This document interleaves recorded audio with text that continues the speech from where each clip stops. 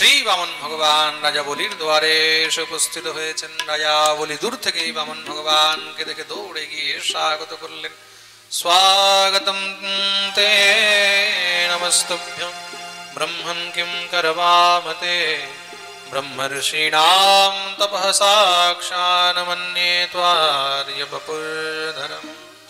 স্বাগতম তে নমস্তুভ্যং ব্রহ্মণ কিং করবামতে। আসুন আসুন বিপ্রদেব, আপনার স্বাগত জানাই।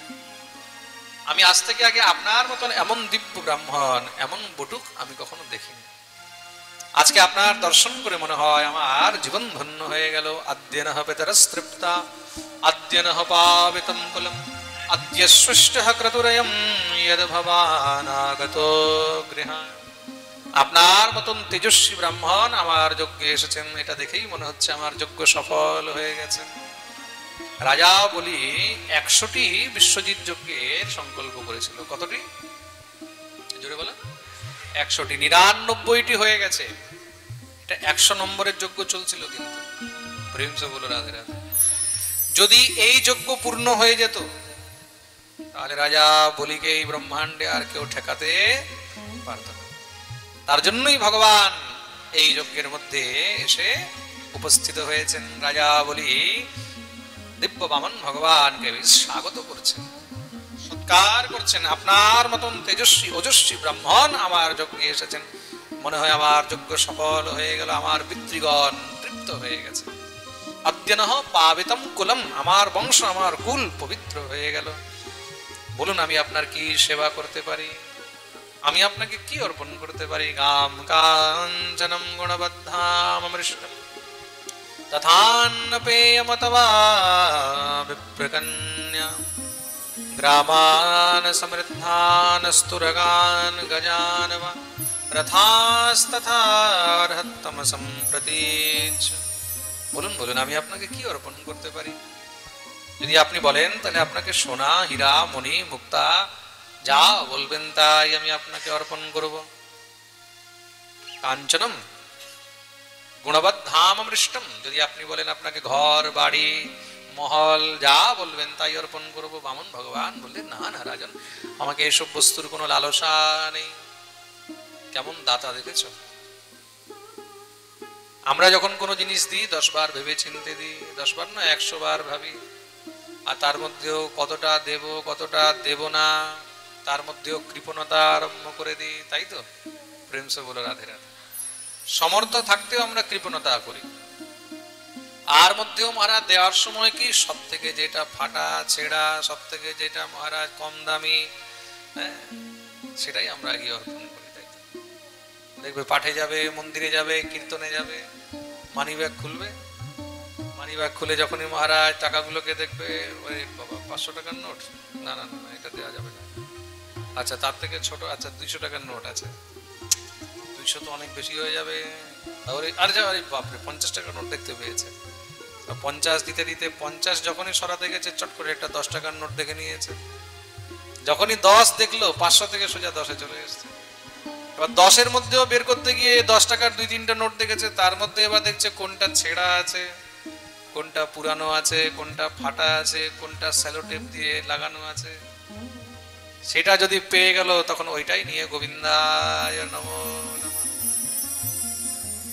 ভগবানকে দেওয়ার জন্য, ঈশ্বরকে দেওয়ার জন্য আমরা কি করি? যেটা সব থেকে থার্ড ক্লাস, যেটা কোথাও চলবে না, সেই ফাটা ছেঁড়া এগুলো নিয়ে আমরা ভগবানকে অর্পণ করতে যাই, তাই তো? দেওয়ার সময় ফাটা ছেঁড়া, আর নেওয়ার সময় ভগবান আমাকে ঘর বানিয়ে দাও, প্রভু আমার জন্য বাড়িটা কমপ্লিট হয়ে যায়, যেন ছেলের বিয়ে হয়ে যায়, ভগবান যেন আমার মেয়ের এই হয়ে যায়, যেন আমার নাতির এই হয়ে যায়, প্রভু আমার জন্য চাকরিটা এরকম হয়ে যায়, আমার দোকানটা ভালো হয়ে যায়। আরে বাবা, দেওয়ার সময় ফাটা ছেঁড়া, নেওয়ার সময় মহারাজ তাগড়া তাগড়া, এই রকম তো চলবে না। মনে রাখবে তুমি যেমন দেবে তেমনই পাবে। প্রেম সে বলো রাধে রাধে। তার জন্য দান করতে হলে সবসময় শ্রেষ্ঠ দান করতে হবে। কেমন দান? শ্রেষ্ঠ, ভালো থেকে ভালো বস্তুই দান করা উচিত। মনে রাখবে দান এমন বস্তু করবে, দানের মধ্যে যদি তুমি অশ্রদ্ধা যুক্ত হয়ে দান করো, দানের মধ্যে যদি তুমি কোনো নোংরা জিনিস, ফাটা ছেঁড়া পুরানো এইসব মলিন এইসব জিনিস দান করো, তাহলে কি হয়? তাতে আরো উল্টো দোষ হয়।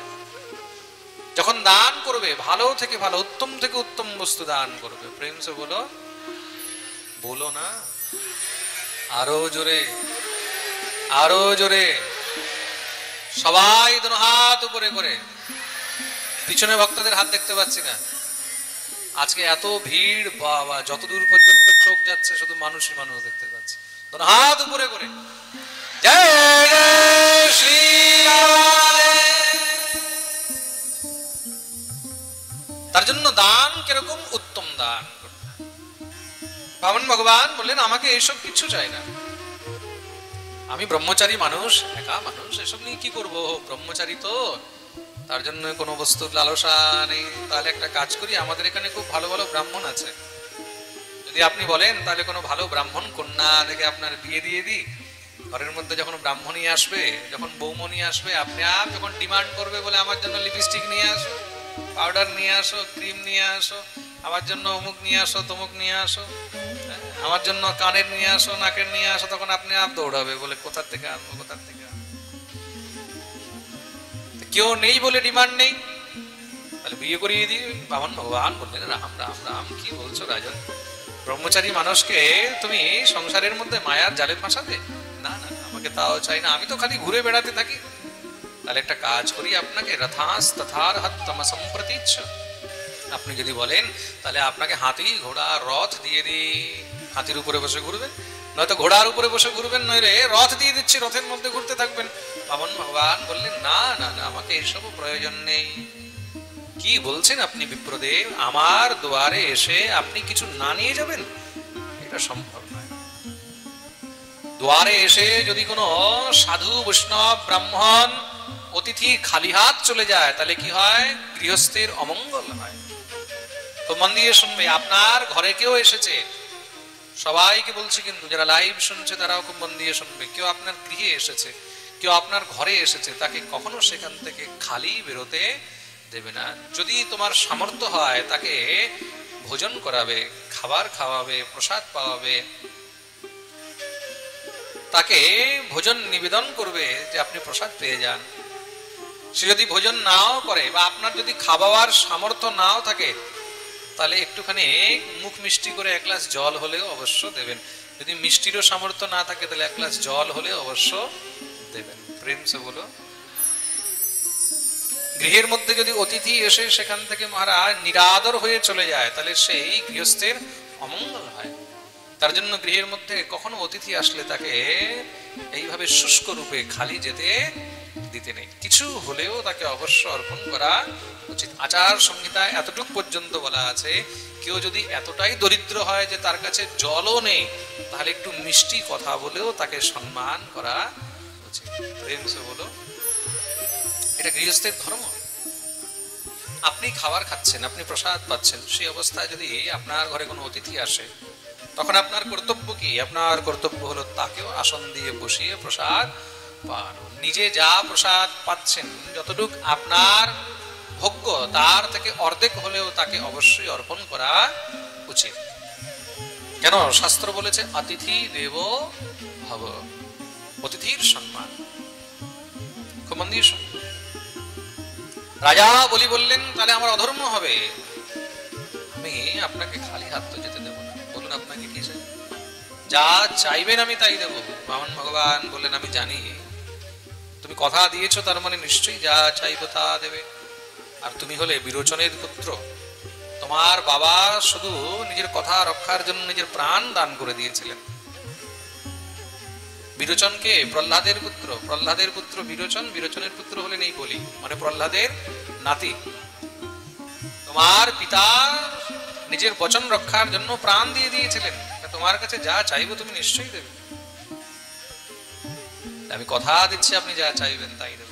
ভগবান বললেন ঠিক আছে, যদি দিতেই হয়, পদানি ত্রিণি দৈত্যেন্দ্র সম্মিতানি পদাম, যদি দিতেই হয় তাহলে রাজন আমাকে 3 পক ভূমি দিয়ে দাও, 3 পা ভূমি।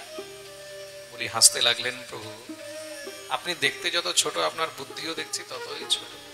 3 লোকের রাজা বলির কাছে আপনি চাইলেনও তো কি, মাত্র 3 পক ভূমি, 3 পা জমি, এই 3 পক ভূমি দিয়ে করবেন কি? বলে দেখো ভাই, আমাকে শুধু বসে নিজের সাধনা করার জন্য একটু জায়গা চাই, তার জন্য 3 পক ভূমি দিলেই তাতে আমি সন্তুষ্ট, আর কিছু চাই। বলি বললেন ঠিক আছে মহারাজ, যেখান থেকে ইচ্ছা হয় সেখান থেকে মেপে নাও। বামন ভগবান বললেন রাজন, এইভাবে হবে না, তাহলে ভূমিদান সংকল্প করে করতে হয়, তার জন্য তুমি সংকল্প করো। রাজা বলি বললেন ঠিক আছে প্রভু, সংকল্পই করে দেবো। সেবককে বললেন জল নিয়ে আসো। এদিকে দত্তগুরু শুক্রাচার্য যজ্ঞের মধ্যে যজ্ঞশালায় বসে বসে সব শুনছেন আর মনে মনে ভাবছেন, এই আবার কেমন ব্রাহ্মণ, আমার শিষ্য সবকিছু দিতে চায় আর সে কিছু নিতে চায় না, আর 3 পক ভূমি নিতে চায়, দেখি তো এটাকে। সঙ্গে সঙ্গে চোখ বন্ধ করে যখনই ধ্যান লাগিয়ে দেখেছেন, ওরে বাপরে, তো সাক্ষাৎ ভগবান শ্রীহরি দৌড়ে এসেছেন। সাক্ষাৎ ভগবান বিষ্ণুরপ্যয়ঃ কশ্যপাদিতের জাতঃ দেবানাং কার্য সাধকঃ। এই বলি, একে কিচ্ছু দেবে না, তুমি জানো না একে মহা ছলিয়া মহা কপটি স্বয়ং ভগবান বিষ্ণু, স্বয়ং বিষ্ণু অবতার নিয়ে এসেছেন তোমার কাছে। 3 পক ভূমির নাম করে 3 লোক হরণ করে নিয়ে চলে যাবে, একে কিচ্ছু দেবে। দেখুন শুক্রাচার্য নিজে বলছে ভগবান বিষ্ণুরব্যয়ঃ, একে হলো স্বয়ং ভগবান বিষ্ণুর অবতার। তার মানে শুক্রাচার্য জানেন যে স্বয়ং নারায়ণই হলেন ভগবান। শুক্রাচার্য জেনেও কিন্তু ভগবানের সঙ্গে শত্রুতা করে রেখেছেন। প্রেম সে বলো রাধে রাধে। এটা অন্য কেউ বলছে না, বৃহস্পতি বলছে না, ইন্দ্র বলছে না, শুক্রাচার্য নিজে বলছেন ভগবান বিষ্ণুরব্যয়ঃ। দত্তরাজ বলি হাত জোড় করে বললেন গুরুদেব, কি বললেন আপনি? স্বয়ং ভগবান, জগতের মালিক, জগতের স্বামী স্বয়ং ভগবান যদি আমার কাছে আজকে চাইতে এসেছে, আপনি মানা করছেন যে কিচ্ছু দেবে না? গুরুদেব, এ তো সম্ভব নয়। অনন্ত কোটি ব্রহ্মাণ্ডের মালিক আজকে আমার কাছে চাইতে এসেছে, তাকে আমি কি করে ফিরিয়ে দিই? এটা অধর্ম হবে। সংসারে সবাই কি বলবে? বলির কাছে ভগবান চাইতে গেলেন আর বলি তাকে খালি হাত ফিরিয়ে দিল? না না, আরে মূর্খ, তুই গুরুর কথা মানিস না, তোর সর্বস্ব হরণ করে নেবে, তোকে ভিখারি বানিয়ে দেবে, তুই জানিস না। গুরুদেব, আজকে ভগবানকে দিতে গিয়ে যদি আমার সর্বস্ব চলে যায়, তাও আমি আর পিছনে সরব না। কেন? এই সংসারে অর্থ সম্পত্তি টাকা পয়সা এগুলো কার জন্য? এগুলো সব ভগবত সেবা। তুমি স্ত্রী পুত্র সন্তান তাদের জন্য যতই কিছু করো না কেন, মনে রাখবে কালকে তোমার নামে ধূপকাঠি দেওয়ারও লোক থাকবে না। কিন্তু তুমি গোবিন্দের জন্য যা করবে, তুমি ঠাকুরের জন্য যা করবে, সেটা যুগ যুগ পর্যন্ত মানুষ নিজের স্মৃতিতে রাখবে। প্রেম সে বলো। তার জন্য যেখানে ভগবত কার্য হয়, যেখানে ঠাকুরের সেবা হয়, যেখানে ভগবত মন্দির হয়, সেখানে যত পারবে তত মুক্ত হস্তে দান করা উচিত। এখানে প্রায় অনেক ভক্তরাই জানেন, যারা জানেন না তারাও ভালো করে মন দিয়ে শুনবেন। শ্রীধাম বৃন্দাবনে আমাদের ছোট রাধা শ্যামসুন্দর মন্দিরের নির্মাণ কার্য চলছে। গোপীনাথ বাজারে আমাদের শ্রীধাম বৃন্দাবনে কেশিঘাটের কাছে ছোট রাধা শ্যামসুন্দর মন্দির, প্রায় 300-350 বৎসর প্রাচীন, অতি প্রাচীন মন্দির। সেই মন্দির এখন জীর্ণ শীর্ণ ভগ্ন অবস্থায় চলে এসেছে। তার জন্য আবার পুনরায় সেই বিশাল মন্দিরের নির্মাণ সংকল্প করা হয়েছে। এই সংকল্পের মাধ্যমে বিগত বৎসর বিজয়া দশমীর দিন ভূমি পূজন করা হয়েছে, আর সেই দিন থেকে সেখানে মন্দিরের নির্মাণ কার্য আরম্ভ হয়েছে। আপনারা যার যেমন সামর্থ্য হয়, সামর্থ্য অনুসারে শ্রীধাম বৃন্দাবনে মন্দির নির্মাণে যত পারবেন তত দান অবশ্যই করবেন। যারা আমার কাছে এসে দিতে চায়, আমি এখানে আরো 4 দিন আছি। 20 তারিখ পর্যন্ত আমি এখানে আছি। 21 তারিখে এখান থেকে আমি বেরিয়ে যাব হুগলি। 20 তারিখ পর্যন্ত যারা এখানে আমার কাছে এসে অর্পণ করতে চায়, তারা আমার কাছে এসেও দিতে পারেন। আর অন্যথা যারা ঘরে বসে দিতে চান, ইউটিউবের মাধ্যমে যারা পাঠ শুনছেন বা ঘরে গিয়ে দিতে চান, তারা ফোনপে এবং পেটিএম ইত্যাদির মাধ্যমে বা আমাদের যে ট্রাস্টের অ্যাকাউন্ট নাম্বার চলছে সেই অ্যাকাউন্টের মাধ্যমেও আপনারা আমাদের মন্দির নির্মাণের সহযোগ করতে পারেন। এই মন্দির নির্মাণ আরম্ভ হয়েছে, আর শ্যামসুন্দরের ইচ্ছায় কতদিনে পূর্ণ হবে সেটা ঠাকুর জানে। আপনাদের সহযোগেই এই মন্দির নির্মাণ হচ্ছে, অন্যথা দ্বিতীয় আর কোনো রাস্তা নেই, মনে রাখবেন। আমার কাছে অনেক ভক্তরা সহযোগ করেছেন। যেদিন আমি এসেছি সেই দিন থেকে নিয়ে এখন পর্যন্ত অনেক ভক্তরা এসে যার যেরকম সামর্থ্য সে অর্পণ করেছেন। কেউ যদি 1 কুইন্টাল লোহার দাম দিতে চায় সেটাও দিতে পারেন, কেউ যদি 1000 ইটের দাম দিতে চায়, কেউ 10,000 ইট, কেউ যদি সিমেন্ট। অনেকে মনে মনে ভাববে মহারাজ জি আমার যদি একটা ইটের সামর্থ্য থাকে আমি দিতে পারবো, নিশ্চয়ই দিতে পারবো। তাতে বৃন্দাবনে তোমাদের নিমিত্তে কিছু না হলেও একটা ইট তো কমসে কম লাগানো থাকবে। প্রেম সে বলো রাধে রাধে। এটাও পরম সৌভাগ্যের বিষয়। দান যখন হয় তখন দানের মধ্যে সেই দানের কোনো মূল্য দেখা যায় না। যার যত সামর্থ্য, নিজের সামর্থ্য অনুসারে অবশ্যই দান করবেন। 2টি বিশেষ সেটার মধ্যে একটু ব্যবস্থা রাখা হয়েছে। কেউ যদি 1 গজ ভূমি নির্মাণে দান করতে চায় তার জন্য 20,000 টাকা রাখা হয়েছে। আর কেউ যদি সেখানে মন্দিরের মধ্যে নিজের মাতা পিতার নিমিত্তে বা নিজেদের নিমিত্তে নিজেদের স্মরণে সেখানে একটি ঘর তৈরি করতে চায়, একটি রুম অ্যাটাচ ল্যাট্রিন বাথরুম যুক্ত সেখানে একটি রুম যদি কেউ তৈরি করতে চায় তার জন্য 5 লাখ টাকা সেখানে দক্ষিণা রাখা হয়েছে। অনেকে ভাববে মহারাজ জি আমরা যদি রুম বানাই তাহলে আমাদের জন্য কি ব্যবস্থা থাকবে? যারা সেখানে রুম বানাবে বৃন্দাবনে তারা যখন যাবেন বা তাদের ছেলে মেয়ে নাতিপতি যখনই যাবে বংশ পরম্পরায়, তারা বৃন্দাবনে গিয়ে সেই রুমে থাকতে পারবেন বছরে 1 মাস। আর বাকি সময় অন্য ভক্তরা সেই রুম ইউজ করবেন। আপনাদের নামে সেখানে নেম প্লেট লাগানো হবে। যারা রুম তৈরি করবে তাদের জন্য তাদের রুমের সামনে পার্মানেন্ট সেখানে নেম প্লেট লাগিয়ে দেওয়া হবে, তাতে যেন তাদের স্মরণীয় সেটা থাকে। আজকে আমাকে একজন ভক্ত চন্দ্রকোনা না কোথা থেকে এসে জিজ্ঞাসা করছিলেন, বসে আছে কিনা জানি, মহারাজ জি সেখানে আমরা যদি রুম বানাই তাহলে কি কি ব্যবস্থা থাকবে? তার জন্য আমি ভালো করে সবাইকে বলে দিলাম। আর রুমটা যে তিনি বানিয়েছেন তার প্রমাণ কি থাকবে? তার জন্য ওনাকে রসিদ দেওয়া হবে, সেই রসিদের মধ্যে সবকিছু লিখে দেওয়া হবে, প্লাস সেই রুমের বাইরে তাদের নামের নেম প্লেটও লাগানো। বলিয়ে ভক্তবৎসল ভগবান কি। ভূমিদান, এই সংসারের মধ্যে কিছু দান আছে যে দান অক্ষয় হয়ে থাকে। কি কি? প্রথম হলো ভূমিদান, খুব মন দিয়ে শুনবে। দ্বিতীয় হলো গোদান। এই সংসারের মধ্যে যেই জীব ভূমি দান করে জন্ম জন্মান্তর পর্যন্ত সে কখনো ভূমি ছাড়া হয় না। যে ভগবানের নিমিত্তে ভগবত নিমিত্তে ভূমি দান করে ভগবান তার জন্য সবসময় ভূমি তৈরি রাখে। গোদান, যে গোদান করে সে সর্বসিদ্ধি লাভ করে। আর তৃতীয় হলো অন্নদান, যেখানে বৈষ্ণব সেবা, সাধু সেবা, দরিদ্র নারায়ণ সেবা, ভক্ত সেবা হয় সেখানে যত পারবে তত অন্নদান অবশ্যই করবে। অন্নদান করলে জন্ম জন্মান্তর পর্যন্ত সেই জীব কখনো ক্ষুধার্ত থাকে না, অন্ন ছাড়া থাকে না। মনে রাখবে তোমার কৃত দানের এক এক দানা অন্ন যার উদরে গেছে তার সেই আশীর্বাদ স্বরূপ জন্ম জন্ম পর্যন্ত তুমি তার ফল ভোগ করে যাবে। প্রেম সে বলো রাধে রাধে। বলিয়ে ভক্তবৎসল ভগবান কি। রাজা বলি এই ধর্মের কারণে যেন ধর্ম আমার নষ্ট না হয় তিনি গুরুর আদেশ অবহেলা করে দিলেন। গুরু রুষ্ট হয়ে গেলেন, কুপিত হয়ে অভিশাপ দিয়ে দিলেন, মূর্খ তুই গুরুর কথা শুনিস না, অভিশাপ দিচ্ছি, তুই শ্রীহীন হয়ে যাবি। অভিশাপ দিয়ে গুরু রেগে চলে গেলেন। গুরু অভিশাপ কেন দিয়েছে? কেন কি গুরুর মনের স্বার্থ চলে এসেছে, লোভ এসেছে। শিষ্যের যদি সব চলে যায় তাহলে তো আমার দক্ষিণা মাইনাস হয়ে যাবে। শিষ্যের পকেটে মাল থাকলেই তো গুরুকে দেবে, শিষ্যের যদি পকেটে মালই না থাকে গুরুকে কোথা থেকে দেবে? গুরুর মনে লোভ এসে গেছে, আর যেখানে গুরুর মনে লোভ এসেছে সেখানে গুরুরও পতন শুরু হয়ে গেছে। শাস্ত্র বলছে লোভী গুরু লালচি চেলা হোয়ে নরক মে ঠেলম ঠেলা। গুরুর মনে যদি লোভ হয় সেই গুরুকেও নরকে যেতে হয়। শিষ্যের অর্থ দেখে, শিষ্যের টাকা দেখে, শিষ্যের পয়সা দেখে যদি গুরুর নিয়ত খারাপ হয়ে যায়, যদি গুরুর নজর খারাপ হয়ে যায় যে কি করে শিষ্যের অর্থটাকে নেব, তাহলে সেই গুরুকে নরক যেতে হয়।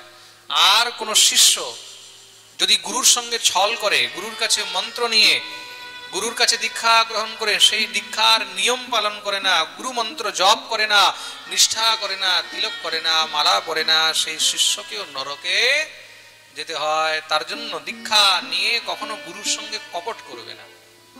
কত শিষ্যরা আছে আমি দেখি, দীক্ষা নিয়েছে, তুলসীর মালা পরলো, তিলক করলো, গুরুদেব চলে গেল, বাস মালাও খুলে রেখে দিল, তিলকও বন্ধ করে দিল। কেন? বলে গুরুদেব চলে গেছে, মালা তিলক খুলে দিলাম, আর কি গুরুদেব দেখতে আসছে? আবার যখন গুরুদেব আসে সঙ্গে সঙ্গে আবার মালা নিয়ে মহারাজ পরে সামনে চলে আসে। এগুলোকে কপটি শিষ্য বলা হয়েছে। মনে রাখবে, এমন শিষ্য নরক ভোগ করে। মন্ত্র নিয়ে দীক্ষা গ্রহণ করে যেই শিষ্য নিয়ম পালন করে না, গুরুর সঙ্গে কপট করে, মন্ত্ররাজ রুষ্ট হয়ে যায়।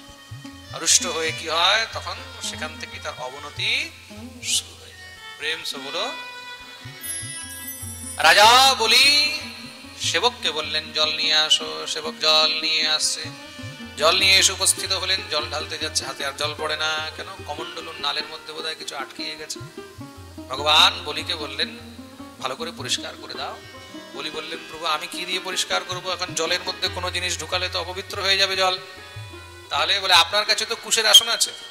বামন ভগবানের বগলে আসন ছিল কুশের। বলে একটা কুশ নিয়ে আপনি পরিষ্কার করে দেন। কেন? কুশ তো পবিত্র হয়। মন দিয়ে শুনবে, কুশ কি হয়? পবিত্র হয়। যখন গ্রহণ লাগে না, গ্রহণের সময় ঘরের মধ্যে যদি খাবারের জল রয়েছে সেই জলের মধ্যে কুশ দিয়ে দিতে হয়। কুশ দিলে কি হয়? তাহলে গ্রহণের দোষ সেই জলে লাগে না, সেটা পবিত্র থাকে। যদি কোনো গরিব রয়েছে, খাবার রন্ধন করা রয়েছে, আর সেই অবস্থায় সেই খাবার ফেলানো যাবে না, তা গ্রহণের মধ্যে কোনো খাদ্য রাখতে নেই। খুব মন দিয়ে শুনবে, যখন গ্রহণ লাগে, গ্রহণের সময় কোনো খাবার, খাদ্য ইত্যাদি এগুলো রাখতে নেই। এগুলো সব খেয়ে শেষ করে দিতে হয় আগে, না হলে ফেলে দিতে হয়। আর যদি এমন পরিস্থিতি না হয় তখন কি করবে? তার মধ্যে কুশ দিয়ে দেবে। কি দিয়ে দেবে? কুশ। কুশ দিয়ে দিলে তখন সেই ব্যঞ্জন, সেই ভোজন ইত্যাদি সেগুলো অপবিত্র হয় না, তার মধ্যে দোষ হয় না। প্রেম সে বলো রাধে রাধে। তার জন্য কুশের কিন্তু অনেক মহিমা রয়েছে। কুশ কি করে উৎপন্ন হয়েছে জানা আছে? কেউ জানে কুশ কি করে উৎপন্ন হয়েছে? এটাও তো জানা উচিত। কুশ এত পবিত্র কেন? প্রত্যেক জিনিসের পিছনে কিন্তু কিছু না কিছু একটা কারণ রয়েছে, থিওরি রয়েছে, একটা কিছু না কিছু তথ্য রয়েছে। কুশ এত পবিত্র কেন? কুশ ভগবানের অংশ থেকে উৎপন্ন হয়েছে। কোথা থেকে উৎপন্ন হয়েছে? অংশ থেকে। কি করে? ভগবান যখন বরাহ রূপ ধারণ করেছিলেন। কোন রূপ ধারণ করেছিলেন? বরাহ। বরাহ রূপ ধারণ করে ভগবান যখন হিরণ্যাক্ষের সঙ্গে যুদ্ধ করলেন, সেই যুদ্ধের মধ্যে ভগবানের শরীর থেকে, বরাহ ভগবানের যে রোম পৃথিবীতে পড়েছে, সেই রোম থেকে কুশ উৎপন্ন হয়েছে। বলিয়ে বরাহ ভগবান কি জয়। বরাহ ভগবানের শরীরের অংশ থেকে যে রোম পৃথিবীতে পড়েছে, তার থেকে কুশ উৎপন্ন হলো। তা ভগবত অংশ থেকে উৎপন্ন হয়েছে, তার জন্য সেটা পরম পবিত্র হয়েছে। তার জন্য কুশের এত মহিমা। বামন ভগবান বললেন ঠিক আছে, তাহলে শুভ কাজ আমার হাতেই হবে।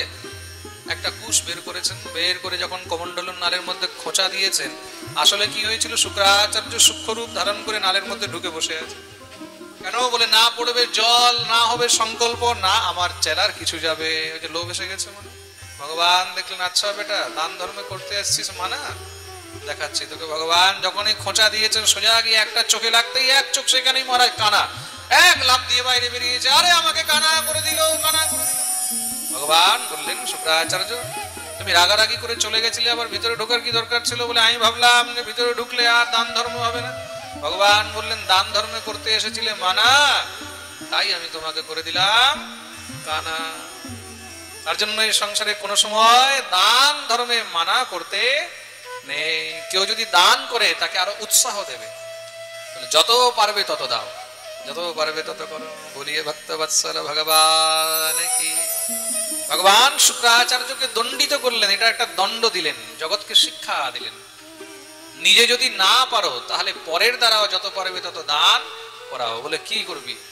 এত টাকা আছে, এত পয়সা আছে, অর্থ আছে, কি করবি? ওখানে উৎসব হচ্ছে, উৎসবে দান করে। ওখানে পাঠ হচ্ছে, পাঠে দান করে। যা পারবে সেখানে করবে। খুব মন দিয়ে শুনবে। কিন্তু শুক্রাচার্যকে ভগবান দণ্ডিত করলেন। এইদিকে কি হয়েছে? রাজা বলি সংকল্প করলেন, সংকল্প করে যখনই সেই জল বামন ভগবানের চরণে অর্পণ করেছেন, দেখতে দেখতে বামন ভগবান বিশাল রূপ ধারণ করলেন। তদ্বামনম রূপমবর্ধতাদ্ভুতম হরেরনন্তস্য গুণত্রয়াত্মকম ভূখম দিশোদ্যোর্বিবরাপয়োধয়স্ত্রিয়ং হৃদেবা ঋষयो यदा সত। বিরাট রূপ ধারণ করলেন ভগবান। একটি চরণ উপরের দিকে তুলেছেন, উপরের দিকে এক চরণ তুললেন, উপরের 7 লোক মেপে নিলেন। ভূলোক, ভুবলোক, স্বলোক, জনলোক, তপলোক, মহলোক, সত্যলোক। একটি চরণ নিচের দিকে নামিয়েছেন, নিচের 7 লোক মেপে নিলেন। অতল, বিতল, সুতল, তলাতল, মহাতল, রসাতল, পাতাল। বলি 3 লোকের রাজা ছিল, ভগবান 14 লোক মেপে নিয়েছেন। ভগবান নিজের দক্ষিণ চরণ উপরের দিকে যখন তুলেছেন, 7 লোক পার করে ব্রহ্মাণ্ডের আবরণকে ভেদ করে দিয়েছে ভগবানের নখ। ভগবানের নখ গিয়ে ব্রহ্মাণ্ডের যে আবরণ, মানে যেরকম ডিম হয় না, ডিমের উপর একটা ছিলকা হয়, তার ভিতরে কি থাকে? ভিতরে একটা জীব থাকে, কুসুম থাকে। এই ব্রহ্মাণ্ড তদ্রূপ। আমরা ব্রহ্মাণ্ডের ভিতরে আছি, খুব মন দিয়ে শুনবে। এটার বাইরে একটা আবরণ আছে, সেই আবরণের বাইরে মহারাজ সেখানে কারণ সমুদ্র রয়েছে। ভগবানের যখন নখাগ্রের স্পর্শ হলো, সেই ব্রহ্মাণ্ডের মধ্যে ছিদ্র হয়ে গেল। সঙ্গে সঙ্গে সেখান থেকে জলের ধারা পড়তে লেগেছে। ভগবানের চরণ ধুয়ে সেই জলের ধারা পড়ছে। ব্রহ্মা দেখলেন যদি জল সংসারে যায় তাহলে তো সব প্রলয় হয়ে যাবে। তিনি কি করলেন? ভগবানের সেই চরণোদক, ভগবানের সেই চরণ থেকে যে জল গড়িয়ে পড়ছে, সেই জলকে নিজের কমণ্ডলুর মধ্যে ধারণ করে নিলেন।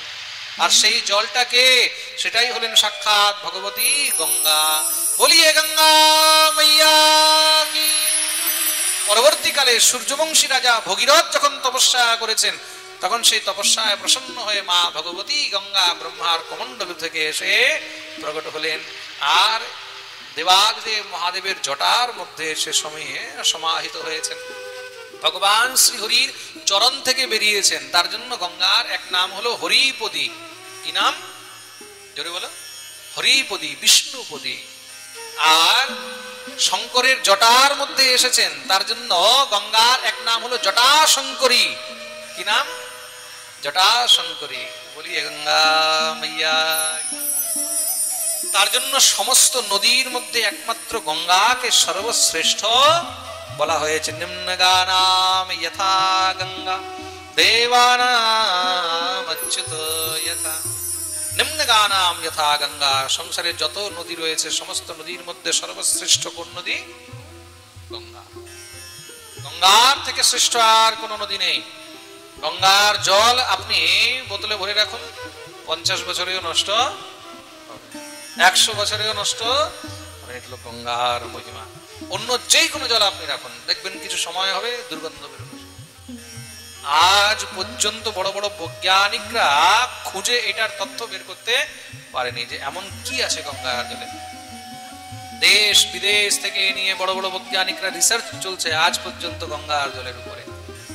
আমেরিকার নদী, কানাডার নদী, মিশর দেশের নদী, ফ্রান্সের নদী, অস্ট্রেলিয়ার নদী, তাদের ওখানকার জল তারা সব রেখে দেখে নিয়েছে, কিন্তু গঙ্গার সঙ্গে কোনো তুলনা। প্রেম সে বলো রাধে। এই প্রকার বামন ভগবান নিজের 2 চরণে 14 লোক মেপে নিলেন। বলিকে বললেন, বলি তোমাকে এবার নরকে যেতে হবে। কেন? তুমি প্রতিজ্ঞা করেছো, সংকল্প করেছো, আর 3 পদ ভূমি দিতে পারলে না। আমার 3য় চরণ এখনো বাকি আছে, এটা কোথায় রাখবো? বলি সঙ্গে সঙ্গে প্রভুর চরণে বসে গেলেন। প্রভু একটি কথা বলুন, এই সংসারে দান বড় না দানি বড়? ভগবান বললেন, নিশ্চয়ই দানি বড়। কেন? যদি দানি না হয় তাহলে দান আসবে কোথা থেকে? তাহলে প্রভু এই দানি তো নিজের সর্বস্ব দিয়ে দিয়েছে, কিন্তু এখনো নিজে তো বাকি আছে। তাহলে পদম তৃতীয়ম কুরুষি শ্রীমে নিজম। নিজের 3য় চরণ আপনি আমার মস্তকে রাখুন। ভগবান সঙ্গে সঙ্গে রাজা বলির মস্তকে নিজের 3য় চরণ রাখলেন। চারদিকে জয় জয়কার হতে লেগেছে। প্রহ্লাদ প্রকট হয়ে ভগবানের স্তুতি আরম্ভ করলেন। বলিয়ে বামন ভগবান কি। দিব্য বামন ভগবানের স্তুতি করলেন। দেবতাগণ পুষ্প বৃষ্টি করেছেন, দুন্দুভি বাজছে। আহা।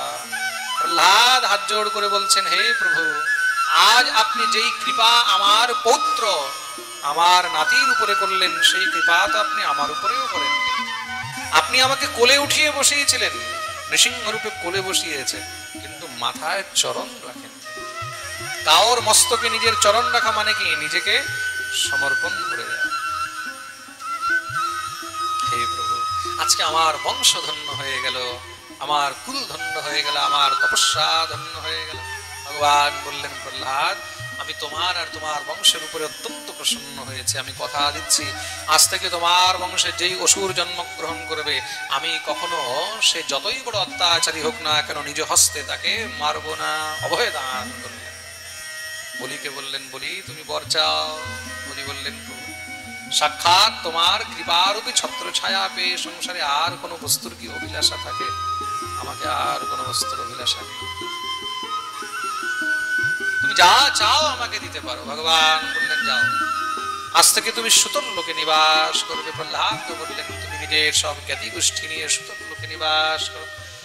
বৎস প্রহ্লাদ ভদ্রম তে প্রয়াহি সুতলালয়ম। যাও, তুমি নিজের সমস্ত বংশ নিয়ে মোদমানঃ স্বপৌত্রেণ জ্ঞাতিনাম সুখমাবহ। নিজের জ্ঞাতি গোষ্ঠী সব নিয়ে তুমি সুতল লোকে নিবাস করো। বলিকে বললেন, বলি, আমি তোমার উপরে অত্যন্ত প্রসন্ন হয়ে রয়েছে।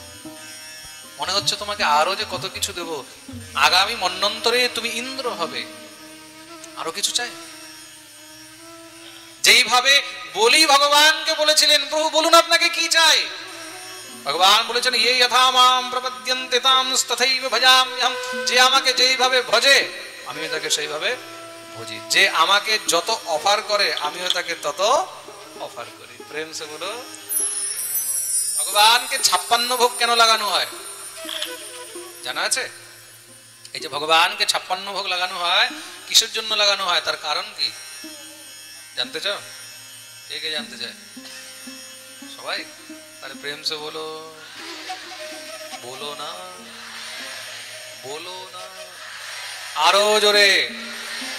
পিছন থেকে আওয়াজ পাচ্ছি না। দোনো হাত উপরে করে জয় জয়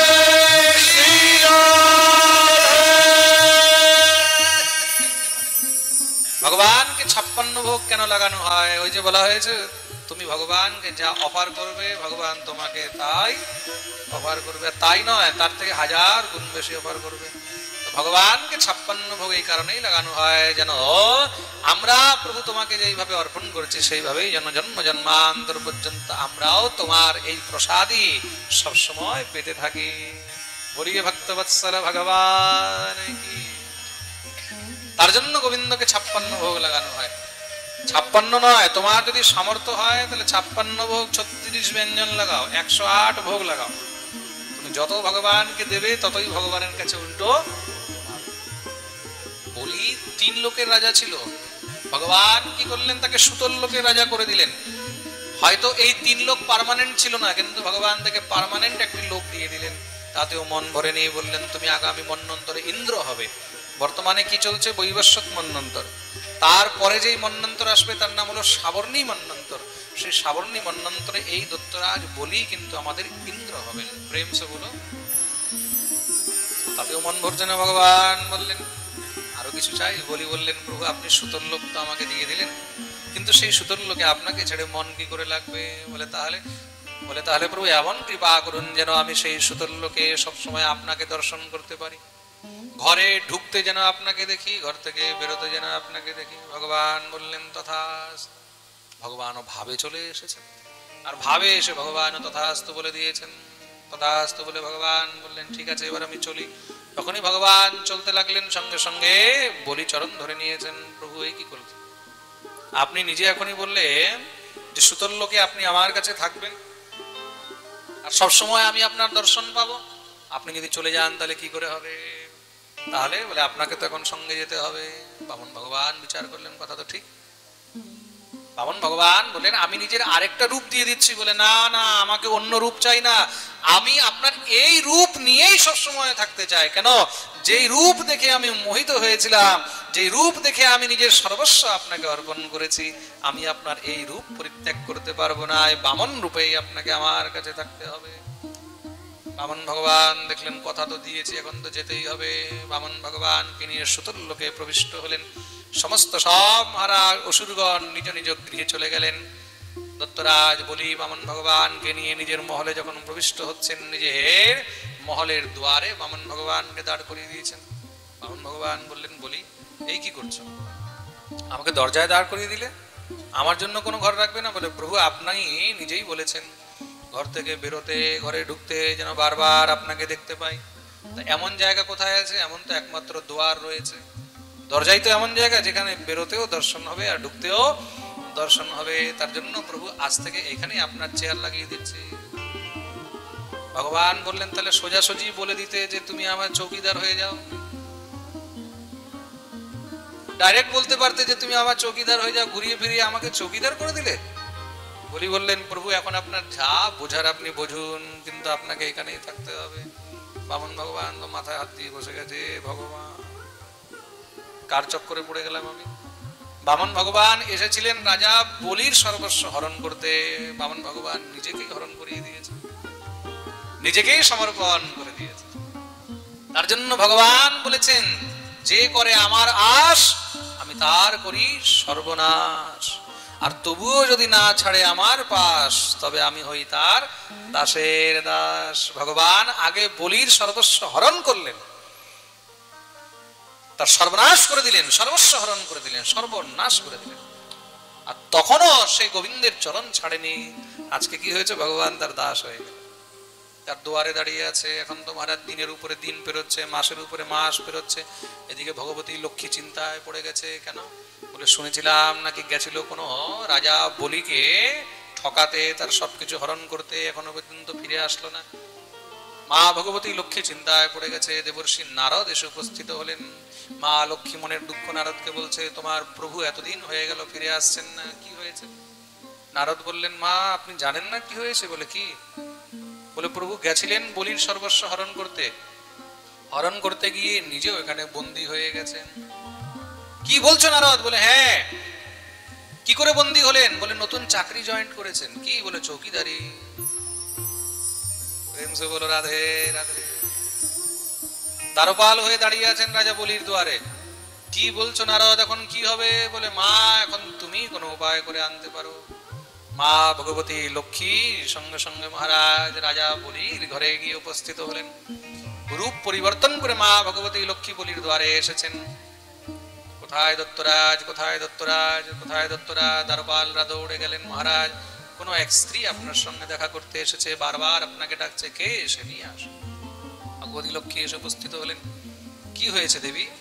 মহারাজ আমি অত্যন্ত দুঃখিয়ারি, আমি অত্যন্ত দুঃখিনী। কি হয়েছে? বলে, আমার স্বামীকে কেউ হরণ করে নিয়ে চলে গেছে, আর হরণ করে নিয়ে নিজের কাছে বন্দী বানিয়ে রেখেছে। এদিকে কি হয়েছে? লক্ষ্মী যখন মহলে প্রবেশ হচ্ছে, ভগবান তো বুঝে গেছেন লক্ষ্মী। ভগবান লক্ষ্মীর দিকে তাকিয়ে ইশারা করছেন, আমাকে যেরকম করে হোক বের করো। লক্ষ্মীও মনে মনে বলছে, তোমাকে তো পরে দেখছি, আগে আগে বলির সঙ্গে কথা বল। লক্ষ্মী বললেন, আমার স্বামীকে কেউ হরণ করে নিয়ে নিজের কাছে রেখে নিয়েছে। বলি বললেন, কি বলছো তুমি? বলে, হ্যাঁ মহারাজ, আপনি আমার সঙ্গে ন্যায় করুন, চিন্তা করুন না, সে যেই হোক আমি সেখান থেকে তোমার স্বামীকে এনে দেব। আপনি কথা দিচ্ছেন তো? বলে, আমি কথা দিলাম। দত্তরাজ বলি তোমাকে কথা দিচ্ছে, তোমার স্বামীকে এনে দেবে। বলে, শুধু কথা দিলে হবে না, তাহলে বলে সংকল্প করতে হবে। যখনই শুনেছে সংকল্প, সঙ্গে সঙ্গে শরীর আবার কাঁপতে লেগে গেছে। বলে, না বাবা, সংকল্প করব না, একবার সংকল্প করেছিলাম, মজা বুঝে গেছি। হ্যাঁ, ওই বামন ভগবানের কথা মনে পড়ে গেছে, সংকল্প করিয়ে সব মহারাজ নিয়ে নিয়েছিল। বলে, দ্বিতীয়বার আর সংকল্প করব না, তুমি মুখে বলো, আমিও মুখে বলি, যেখানেই আছে আমাকে বলো, আমি তোমাকে এনে দেবো। ভগবতী লক্ষ্মী বললেন, দেবে তো? কথা দিচ্ছ? বলে, হ্যাঁ। বামন ভগবান দুয়ার থেকে উঁকি মেরে দেখছে, কি হবে?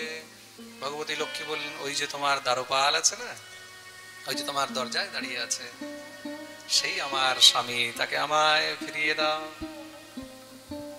কি বলছো দেবী তুমি? তুমি কে? সঙ্গে সঙ্গে স্বয়ং ভগবতী লক্ষ্মী রূপে প্রকট হয়ে গেল। হে দত্তরাজ, আমার স্বামী আমাকে ফিরিয়ে দাও। বলি বললেন তুমি সংসারের যা চাও আমার কাছে চেয়ে নাও, কিন্তু আমার ঠাকুরকে চেয়ে আমি এটা তোমাকে দিতে পারবো না। লক্ষ্মী বললেন কি বলছো বলি, আমার স্বামী তুমি আমাকে দিতে পারবে না? বলে এতদিন তিনি তোমার স্বামী ছিলেন, কিন্তু এখন তিনি আমার স্বামী হয়ে গেছে, আমার মালিক হয়ে গেছে, আমি তাকে ছেড়ে থাকতে পারবো। বলি দিনের মধ্যে 24 ঘন্টায় 24,000 বার ঘর থেকে বেরোয় আর ঘরে ঢোকে, কেন? বারবার যেন গোবিন্দকে একবার দর্শন, বামন ভগবানকে দর্শন করার জন্য দিন রাত শুধু যায় আর আসে। তো তাকে ছেড়ে থাকতে পারবো, এখন তো অভ্যাস হয়ে গেছে তাকে দেখার, তাকে না দেখলে তো এই জীবনে মনে হয় আর কিছু। ভগবতী লক্ষ্মী বললেন বলি বিচার করে দেখো, এই কিছুদিন তার সঙ্গে থেকে এখন তুমি তাকে ছেড়ে থাকতে পারছো না, আর যেই লক্ষ্মী সম্পূর্ণ জীবন তাকে নিয়ে কাটিয়েছে সে তাকে ছেড়ে কি করে থাকে? আমার গোবিন্দ আমাকে ফিরিয়ে। বলি চরণে পড়ে গেছেন, ভগবতী লক্ষ্মীর কাঁদতে লাগলেন। আমি জানি আমি গোবিন্দকে নিজের কাছে বেঁধে রাখতে পারবো, আমি গোবিন্দকে নিজের কাছে ধরে রাখতে পারবো না, এক না একদিন তো তাকে যেতেই হবে। কিন্তু দেবী আমাকে একটি কথা দাও। কি? বছরে একবার হলেও তুমি গোবিন্দকে নিয়ে আমার কাছে একবার অবশ্যই আসো, আমি যেন তাকে দেখতে পাই। ভগবতী লক্ষ্মী বললেন আমি তোমাকে কথা দিলাম, বছরে একদিন হলেও আমি তোমার কাছে গোবিন্দকে নিয়ে অবশ্যই আসবো। আমি কি করে মানবো তুমি আমার কথা মানবে? সঙ্গে সঙ্গে ভগবতী লক্ষ্মী সেখান থেকে একটি সূত্র আনালেন, আর সেই রক্ষা সূত্র নিয়ে তিনি বলির হাতে বেঁধে দিলেন। যাও, আমি আজকে সংকল্প করে তোমার হাতে সূত্র বেঁধে দিলাম, আমি আজ থেকে তোমার বন্ধনে আছি। আর সেই যে বলির হাতে বন্ধন বেঁধেছেন সেটাকে রক্ষা বন্ধন বলা হয়েছে। আর সেদিন থেকে রক্ষা বন্ধন আরম্ভ হয়েছে। ভগবতী লক্ষ্মীকে বোন রূপে বলি স্বীকার করলেন, আর বলিকে তিনি ভাই রূপে স্বীকার করলেন। আজ থেকে তুমি আমার ভাই, প্রত্যেক বৎসর এই দিন আমি এসে তোমাকে রক্ষা সূত্র বেঁধে যাবো আর গোবিন্দকে সঙ্গে নিয়ে আসবো। শ্রাবণ মাসের পূর্ণিমা তিথিতে সেদিন থেকে মা ভগবতী লক্ষ্মী বলিকে বন্ধন করেন আর গোবিন্দকে নিজের সঙ্গে নিয়ে আসেন। বলিয়ে ভক্তবৎসল ভগবান কি। এই প্রকার শ্রী বামন ভগবানের দিব্য চরিত্র বর্ণন শ্রবণ করিয়েছেন। আর তখন থেকে এই রক্ষা বন্ধন, তখন থেকে এই ভাই বোনের রক্ষা সূত্র বন্ধন আজ পর্যন্ত শ্রাবণ পূর্ণিমায় চলে আসছে। বলিয়ে বৃন্দাবন বিহারী রাম জয় জয় শ্রী রাধে নিতাই গৌর হরি। এই প্রকার দিব্য বামন অবতারের দ্বারা সুন্দর বর্ণন করলেন। দেখুন ভগবান সত্যি এমন, একবার যে তাকে পেয়ে যায় তারপরে আর তাকে ছেড়ে থাকতে। ঘরে একবার তুমি গোপাল নিয়ে আসো, একবার তুমি রাধা গোবিন্দ নিয়ে আসো, তারপরে তার সেবা ছাড়া আর থাকতে। নিজে খাবার খেলেও তখন লজ্জা লাগবে যে তাকে না দিয়ে কি করে খাচ্ছে। কেন? বাস্তবে তার মধ্যে এমন সে আকর্ষণ রয়েছে, তার মধ্যে এমন তত্ত্ব রয়েছে, একবার তাকে পেলে জীব তাকে ছেড়ে আর থাকতে।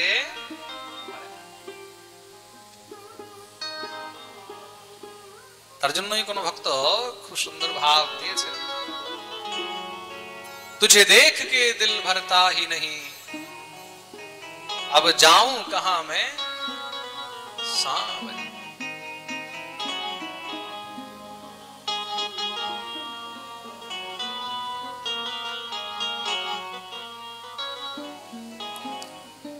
तुझे देख के दिल भरता ही नहीं अब जाऊं कहां मैं सांवरिया।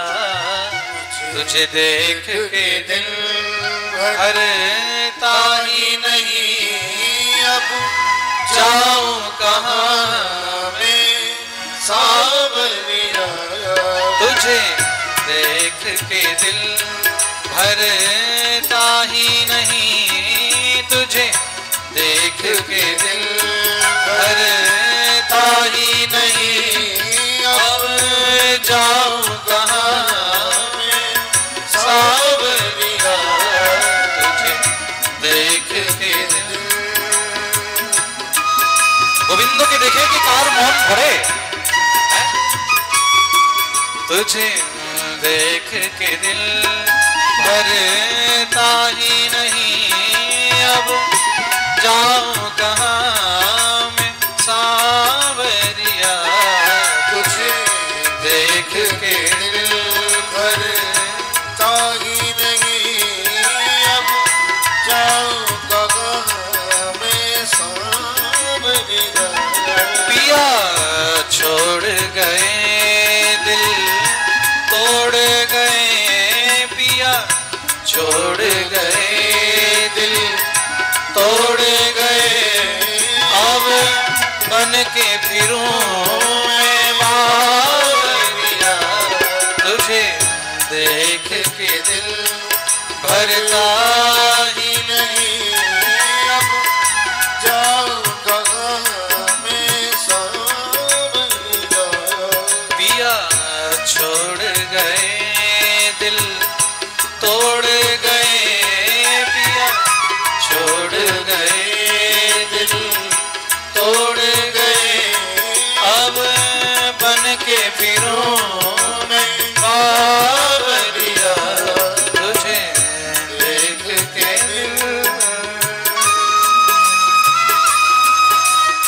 ऐसे नहीं दोनों हाथ ऊपर करके ताली सेवा करते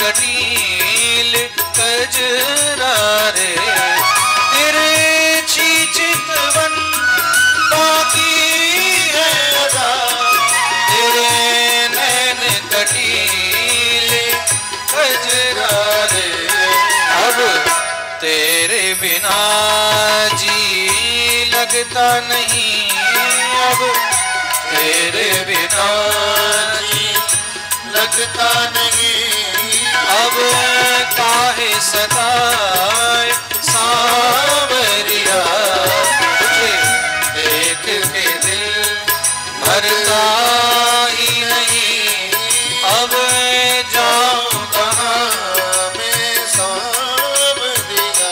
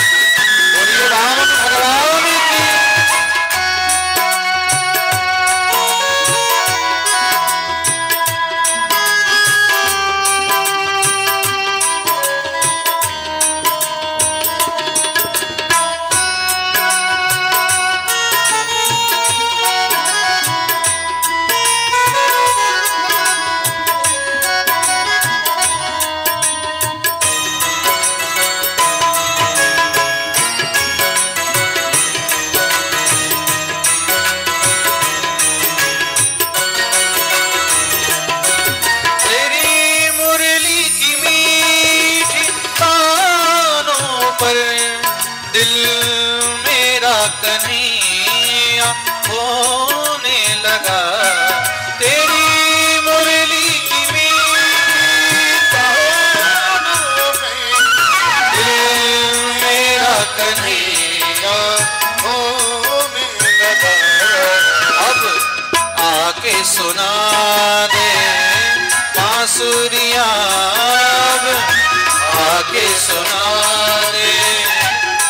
बांसुरिया अब मिल भी जा सांवरिया, तुझे देख के दिल भरता ही नहीं, तुझे देख के दिल भरता ही नहीं, अब जाऊं कहाँ सांवरिया, देख के दिल।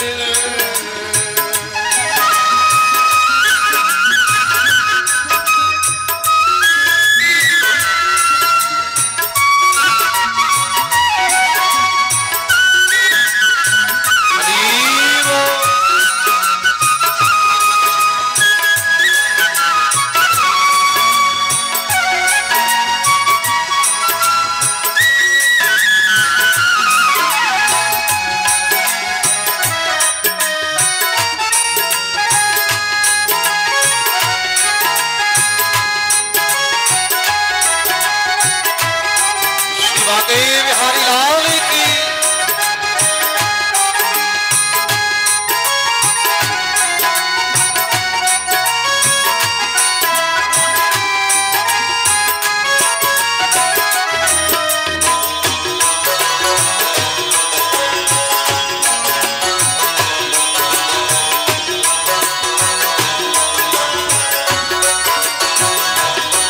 सावन की मस्त बहारों में दिल रो रो कर मेरा तड़प गया, सावन की मस्त बहारों में दिल रो रो कर मेरा तड़प गया, मेरे नैना ऐसे बरस रहे, मेरे नैना ऐसे बरस रहे, जैसे सावन की बादरिया, तुझे देख के दिल भरता ही नहीं, तुझे देख के दिल भरता ही नहीं, अब जाऊं कहाँ सांवरिया, पिया छोड़ गए दिल तोड़ गए, कान्हा छोड़ गए दिल तोड़ गए, अब बन के फिरूं सांवरिया, तुझे देख के दिल भरता ही नहीं, अब जाऊं कहाँ सांवरिया, तुझे देख के दिल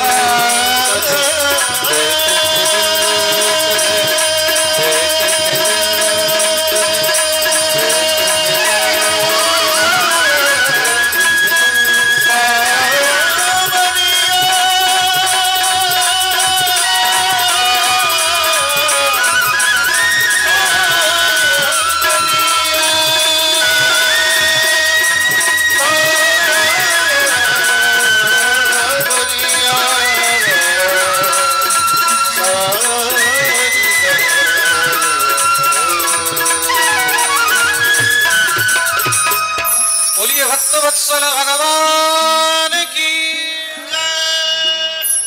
तुझे देख के दिल भरता ही नहीं, तुझे देख के दिल भरता ही नहीं, अब जाऊं कहाँ मैं सांवरिया, तुझे देख के दिल भरता ही नहीं, अब जाऊं कहाँ मैं सांवरिया।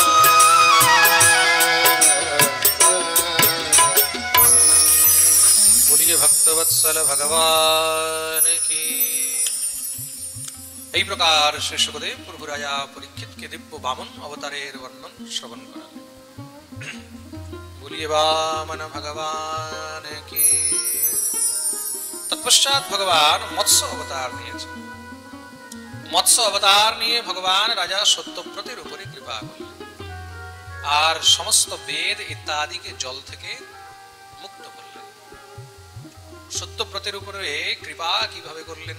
একবার রাজা সত্যব্রত কৃতমালা নদীতে স্নান করেছেন। স্নান করে যখন তিনি তর্পণ করতে যাচ্ছেন, তখন হাতের মধ্যে একটি ছোট মৎস্য মানে মাছ উঠে গেছে। যখনই সেটাকে তিনি ফেলতে গেছেন, সঙ্গে সঙ্গে সেই মৎস্য রাজাকে পুকার করতে লাগলো, হে রাজন, হে রাজন, ত্রাহিমাম, রক্ষা করো, রক্ষা। একটি মৎস্যকে কথা বলতে দেখে রাজা আশ্চর্য হয়ে গেল। কে তুমি? কি চাও? মহারাজ, আমি আপনারই এক প্রজা। রাজার রাজ্যের মধ্যে প্রত্যেকটি জীবই তার প্রজা হয়, তাই তো?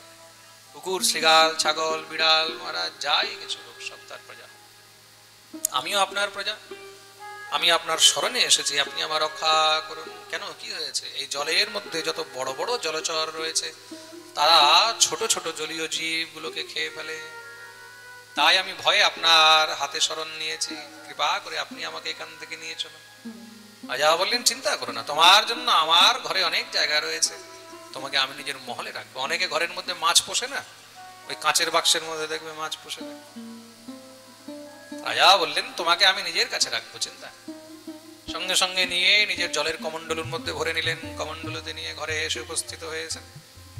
নিয়ে এসে যখনই মহারাজ ঘরের মধ্যে রেখে তিনি যেতে লাগলেন, পিছন থেকে সেই মৎস্য ডাকছে, রাজন, রাজন, রাজন। রাজা দৌড়ে এসেছেন। কি হয়েছে? রাজন, রক্ষা করো। কেন? নাহম কমণ্ডলাবস্মিন কৃচ্ছ্রম বৎসো মিহোৎসহে কল্পয়ো কহ সুবিপুলম যত্রাহি নিবসে সুখম। দেখুন, আমার আকার বেড়ে যাচ্ছে, আমার শরীর বেড়ে যাচ্ছে, এই কমণ্ডলুর মধ্যে আমি আর থাকতে পারছি না, আমাকে এখান থেকে বের করুন, কোনো অন্য বড় জায়গায় রাখুন যেন আমি ভালো করে সুখে থাকতে পারি। রাজা বললেন, ঠিক আছে, চিন্তা নেই। সেবককে বললেন, যা একটা বড় দেখে জলপাত্র নিয়ে আসো। বড় জলপাত্র নিয়ে আসলেন, সঙ্গে সঙ্গে সেটার মধ্যে মৎস্যকে রেখেছেন, উপরে জল ভরে দিয়ে রেখে যখনই রাজা বললেন, এবার তুমি সুখে থাকো, কোনো চিন্তা নেই। সেবককে বললেন, খেয়াল রাখবেন। রাজা যখন যেতে লেগেছে, পিছন থেকে আবার সেই মৎস্য রাজাকে ডাকছেন, রাজন, রাজন, রাজন, রক্ষা করো।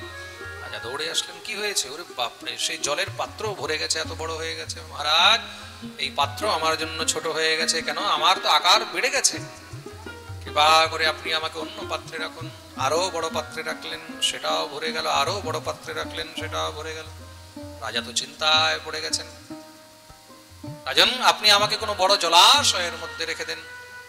রাজা নিয়ে গিয়ে সঙ্গে সঙ্গে তাকে সেই নদীর মধ্যে ছেড়ে দিলেন। নদীতে ছাড়তেই দেখতেই দেখতে সেই মৎস্য এত বিশাল হয়ে গেল যে নদীর এই পার ওই পার কিছু দেখা যায় না, শুধু মৎস্যই মৎস্য দেখা যায়। সঙ্গে সঙ্গে রাজা দুনো হাত জোড় করে প্রার্থনা আরম্ভ করলেন, হে প্রভু, আপনি কে? আপনি কোনো সাধারণ মৎস্য তো নন, নিশ্চয়ই আপনি কোনো মায়া মৎস্য। নতে রবিন্দাক্ষ পদোপসর্পণম মৃষা ভবেৎ সর্বসৃহৎ প্রিয়াত্মনঃ যথেতরেষাং পৃথগাত্মনাং সতা মদীদৃশো যদ বপুরদ্ভুতম হিনঃ। আপনি কে? কৃপা করে আপনি আমাকে দর্শন দিন।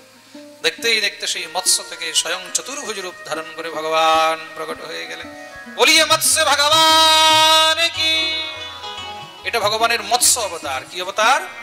মৎস্য অবতার। ভগবান মৎস্য রূপ ধারণ করেছেন, তার জন্য মৎস্যকে কখনো গ্রহণ করিতে নেই। খুব মন দিয়ে শুনবে, যারা মৎস্য ভক্ষণ করে, যারা মৎস্য খায়, তারা মহা অপরাধ করেন।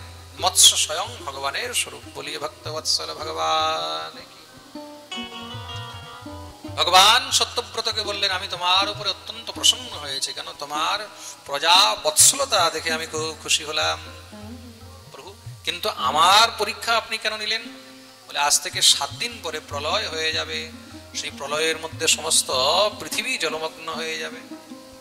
তার জন্য আমি উপযুক্ত রাজা খুঁজছিলাম, যার উপরে সৃষ্টির দায়িত্ব দেব। তা তোমার থেকে উপযুক্ত অন্য কেউ হতে পারে। তার জন্য আজ থেকেই তুমি সংসারের যত বীজ রয়েছে, ফল ফুল ধান্য সবকিছুর বীজ, ঔষধি, এই বীজগুলোকে একত্র করে নিজের কাছে রাখবে। সপ্ত ঋষিদেরকে নিজের কাছে নিয়ে রাখবে। আর 7 দিন পরে ঘোর বর্ষা আরম্ভ হবে, সেই বর্ষার জলে সব ডুবে যাবে আস্তে আস্তে। তখন এই স্থানে একটি নৌকা তোমার কাছে আসবে, বাসুকি নাগ সেই নৌকাকে নিয়ে বিচরণ করবে, তোমরা সেই নৌকায় উঠে যাবে। দেখতে দেখতে মহারাজ রাজা সমস্ত সব বীজ ইত্যাদি একত্র করলেন, সপ্ত ঋষিদেরকে নিজের কাছে ডেকে নিলেন। ঘনঘোর বর্ষা আরম্ভ হলো। রাজা সপ্ত ঋষিদেরকে নিয়ে যেমন যেমন ভগবান বলেছিলেন তেমন তেমন সেই জায়গায় এসে উপস্থিত হলেন। একটি নৌকা এসে উপস্থিত হয়েছে, বাসুকি নাগ নিজের লেজ দিয়ে নৌকাকে ভালো করে মহারাজ পেঁচিয়ে ধরে রেখেছেন। রাজা সপ্ত ঋষিদেরকে নিয়ে নৌকায় উঠলেন। বৃষ্টির জল বাড়তে লাগলো, আস্তে আস্তে সমুদ্রের জল বাড়তে বাড়তে বাড়তে বাড়তে সমস্ত পৃথিবীকে জলমগ্ন করে দিল। চারোদিকে মহারাজ সব জীব নিশ্চিহ্ন হয়ে গেলেন, পাহাড় পর্বত নদী বৃক্ষ সব জলমগ্ন হয়ে গেছে, সৃষ্টি সব শেষ। সেই সময় মহারাজ চারোদিকে একদম শান্তি হয়ে গেল, না সূর্য দেখা যাচ্ছে না চন্দ্র দেখা যাচ্ছে। সেই জলের মধ্যে দীর্ঘদিন পর্যন্ত বিচরণ করতে করতে মহারাজ হঠাৎ করে সেই জল থেকে স্বয়ং ভগবান মৎস্য রূপে প্রকট হলেন। তার দিব্য তেজ চারোদিকে আলোকিত করে দিল, মনে হলো সহস্র সহস্র সূর্য উদিত হয়ে গেছেন। বলিয়া মৎস্য ভগবান কি। ভগবান উপদেশ করলেন রাজা সত্যব্রতকে, তোমার থেকে নতুন করে সৃষ্টি হবে, তুমি মনু হবে, তোমার নাম বৈবস্বত মনু হবে। সেই ভগবত আদেশ পালন করলেন। সেই সত্যব্রত রাজা বৈবস্বত মনু হলেন, যার থেকে আবার সৃষ্টি আরম্ভ হলো। তার থেকে সূর্য বংশ আবার শুরু হলো। সেই ঋষিদের থেকে আবার সন্তান উৎপত্তি হলো, আবার পৃথিবী আস্তে আস্তে ভরে গেল। পরীক্ষিত প্রশ্ন করলেন, প্রভু আপনি যে সূর্য বংশ বললেন, সেই সূর্য বংশ তো স্বয়ং ভগবান শ্রী রামচন্দ্র অবতীর্ণ হয়েছিলেন। বলে হ্যাঁ, আমি সেই সূর্য বংশ বর্ণন শ্রবণ করতে চাই, যে সূর্য বংশ স্বয়ং ভগবান শ্রীরাম রূপে অবতীর্ণ হয়েছেন। শ্রী সুখদেব প্রভু বললেন, রাজন, সূর্য বংশ এত বিশাল যে তার বর্ণন করতে গেলে 100 বছরেও পূর্ণ করা সম্ভব নয়।